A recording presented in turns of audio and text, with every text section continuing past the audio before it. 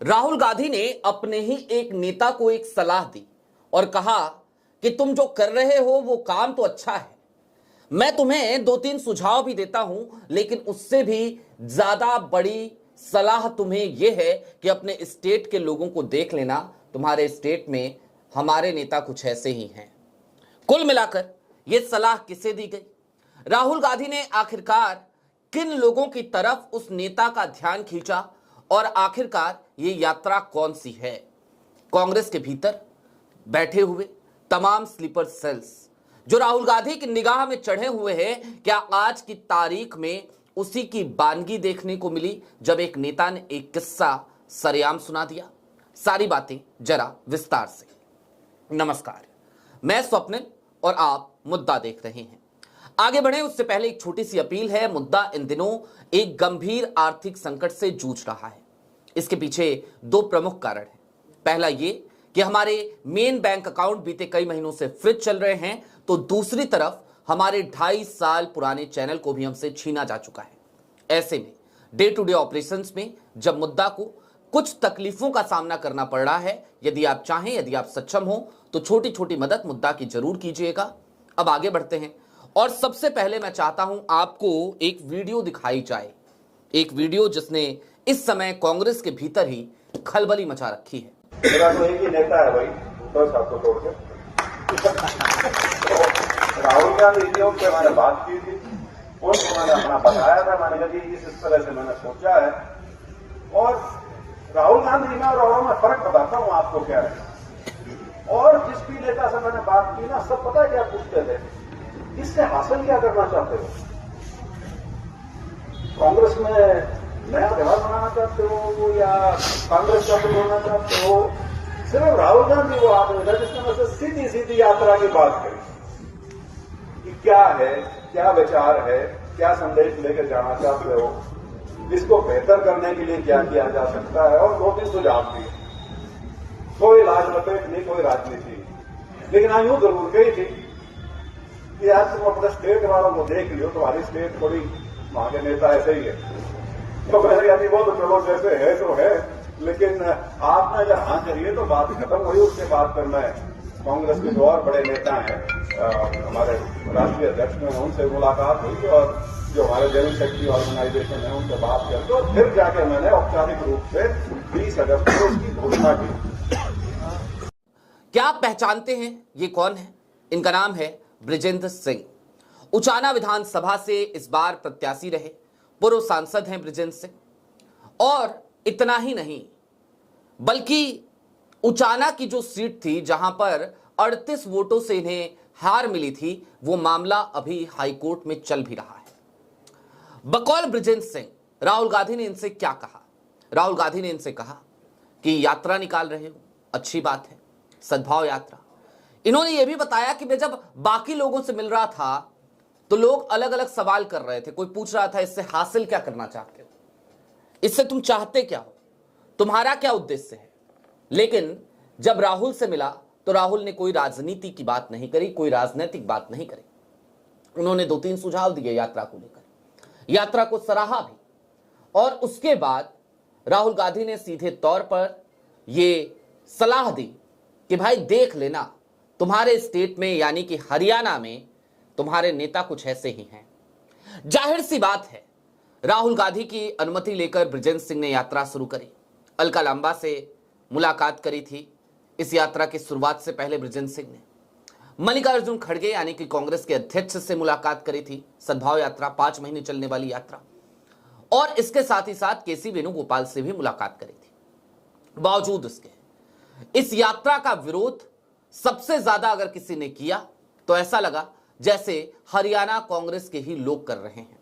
हरियाणा कांग्रेस के प्रदेश अध्यक्ष राव नरेंद्र भी इस यात्रा को अपनाने से दूरी बनाते नजर आ रहे हैं। भूपेंद्र हुड्डा फैमिली वो दूरी बनाते हुए नजर आ रही है। हालांकि कांग्रेस के कई और नेता समय समय पर इस यात्रा में जरूर शामिल हो रहे हैं। यात्रा को एक अच्छा रिस्पांस जरूर मिल रहा है, लेकिन इन सब के बावजूद जरा सोचिए, अगर राहुल गांधी का एक सिपाही सड़कों पर उतरा है तो उसके बाद भी कैसे कांग्रेस के ही लोग उसका विरोध कर रहे हैं, जबकि वो उतरा किसके लिए? जाहिर सी बात है, उतरा कांग्रेस के लिए है। दोस्तों, अब कुछ चीजें और समझने की जरूरत है। आपको याद है, बिहार से लौटने के ठीक बाद राहुल गांधी अचानक हरियाणा पहुंच गए थे, मनीष खटाना को बुलाया था, मुलाकात करी थी और यह औचक दौरा था। सीधे एयरपोर्ट से वो निकल गए गुरुग्राम के लिए। लेकिन क्यों गए थे गुरुग्राम? यह वो वक्त था जब हरियाणा में प्रदेश अध्यक्ष और सीएलपी लीडर, इन दोनों को चुनने की प्रक्रिया चल रही थी। मनीष खटाना से मुलाकात करते वक्त राहुल गांधी कुछ नामों के सुझाव चाहते थे।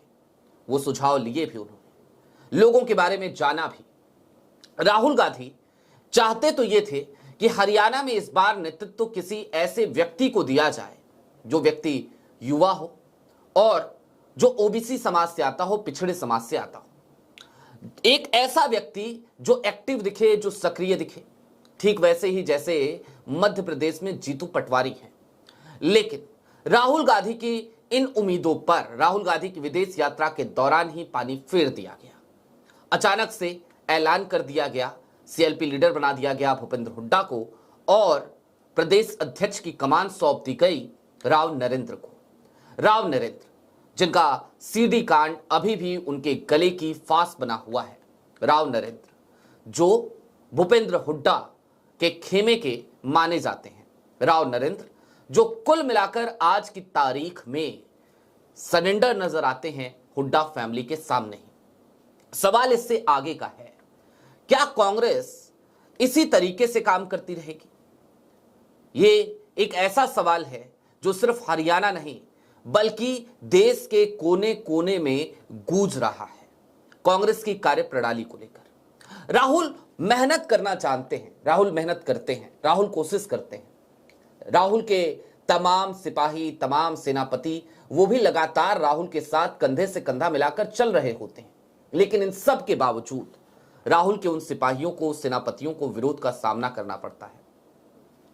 खुद राहुल गांधी को अपनी ही पार्टी में कई तरीके के विरोध का सामना करना पड़ता है। इसे विरोध ही तो कहा जाएगा।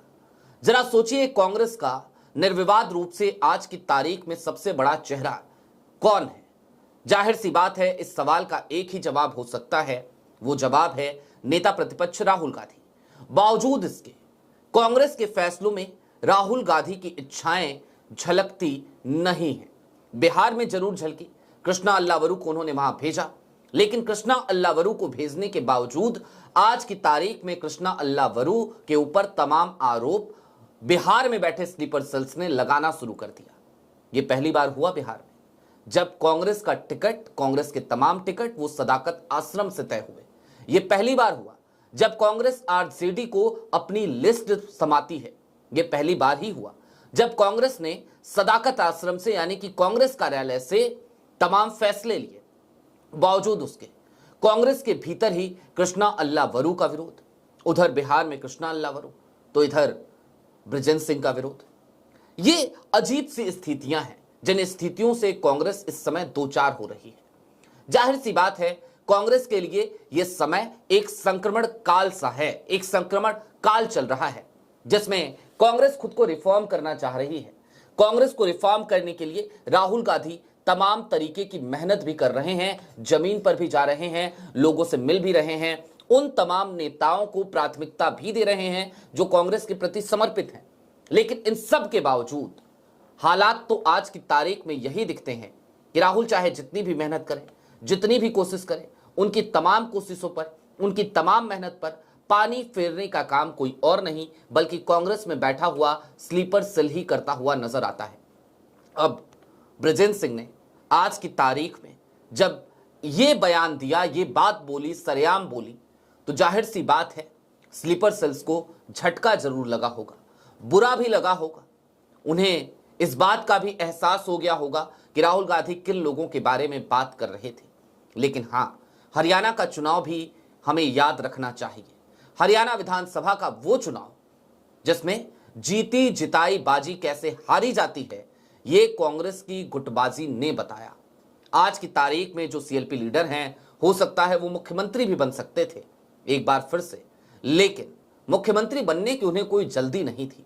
ऐसा ही तो लगा, क्योंकि लगातार टिकट बंटवारे के वक्त अलग तरीके की रणनीति बनती रही, अलग तरीके से चक्रव्यूह रचे जाते रहे, अलग तरीके से भीतरघात किए जाते रहे।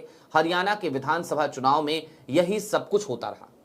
निश्चित तौर पर वोट चोरी एक बड़ा मुद्दा है, जरूर है, हरियाणा के चुनाव में भी है, महाराष्ट्र के चुनाव में भी है, लेकिन इन सब से कहीं ज्यादा अगर कोई और बड़ा मुद्दा है तो वो है कांग्रेस के भीतर बैठे हुए वो तमाम स्लीपर सेल्स, वो तमाम गद्दार जो वोट चोरी से भी कहीं ज्यादा खतरनाक कांग्रेस के लिए साबित हो रहे हैं। आपकी क्या राय है हमें कमेंट बॉक्स में जरूर बताइएगा। अभी के लिए दीजिए इजाजत। ऐसे ही तमाम अपडेट्स, तमाम डेवलपमेंट्स के लिए जुड़े रहिए मुद्दा के साथ। चलते चलते फिर वही अपील, चैनल पे नए हो सब्सक्राइब करते हुए जाइएगा, सक्षम हो तो छोटी छोटी मदद मुद्दा की जरूर कीजिएगा। बहुत शुक्रिया।